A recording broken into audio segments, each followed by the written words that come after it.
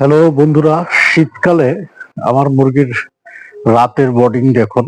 রাতে বোর্ডিংটি আমি কিভাবে সাজিয়েছি।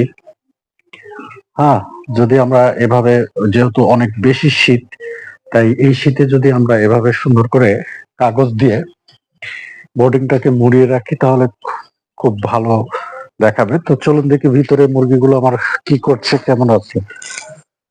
এই যে দেখুন কি সুন্দরভাবে তারা ঘোরাঘুরি করছে। খুব বেশি চাপাচাপি নেই, প্রায় পুরা বর্ডার জুড়েই কিন্তু মুরগির বাচ্চাগুলো বেড়াচ্ছে। এই যে দেখুন, একটু দেখা যায়, চলুন একটু দেখে আসি এটার কি অবস্থা। হ্যাঁ দেখুন বন্ধুরা, সবগুলো মুরগি খুব সুন্দর ভাবে রয়েছে, কিন্তু একেবারে জড়াও না, ফাঁকা ফাঁকাও না।